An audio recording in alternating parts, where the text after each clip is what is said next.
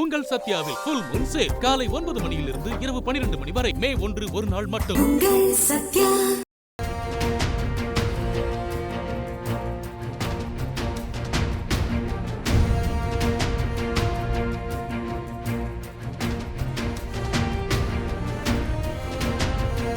சென்னை மாநகரின் போக்குவரத்து நெரிசலை குறைக்க உருவாக்கப்பட்ட பறக்கும் ரயில் திட்டம் இப்போது ஒரு வரலாற்று முக்கியத்துவம் வாய்ந்த மாற்றத்தை எட்டியுள்ளது.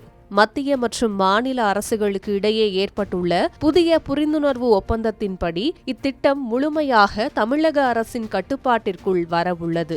இதன் மூலம் பல ஆண்டுகளாக நீட்டித்து வந்த இரட்டை நிர்வாக முறை முடிவுக்கு வருகிறது. இத்திட்டத்திற்காக தமிழக அரசு ஏற்கனவே இலவசமாக வழங்கிய சுமார் 120 ஹெக்டேர் நிலத்தை மீண்டும் மாநில அரசே பெற்றுக்கொள்ள இந்த ஒப்பந்தம் வழிவகை செய்துள்ளது.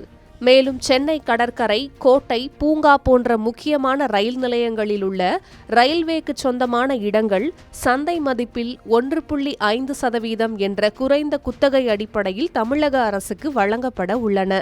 ஏற்கனவே சென்னை மக்கள் மத்தியில் பறக்கும் ரயிலுக்கு கணிசமாக ஆதரவு இருந்து வருகிறது. குறிப்பாக சாலை போக்குவரத்து நெரிசலில் சிக்காமல் வேளச்சேரி, மயிலாப்பூர் போன்ற பகுதிகளிலிருந்து சென்னை கடற்கரை வரை விரைவாக செல்ல முடிவதால் தினமும் சுமார் 1 லட்சம் முதல் 1.4 லட்சம் பயணிகள் வரை இதனை பயன்படுத்தி வருகின்றனர். குறைந்த கட்டணம் மற்றும் பயண நேரம் குறைவு என்பதே இதற்கு முக்கிய காரணமாகும்.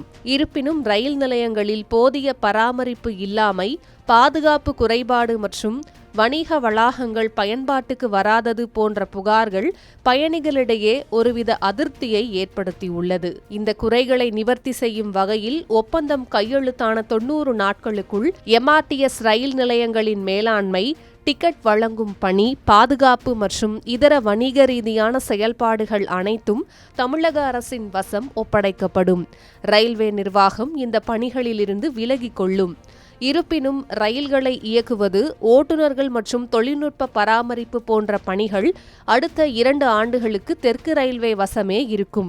இந்த இடைப்பட்ட காலத்தில் பயணிகளிடம் வசூலிக்கப்படும் கட்டணம் மாநில அரசால் சேகரிக்கப்பட்டு பின்னர் ரயில்வேயிடம் ஒப்படைக்கப்படும்.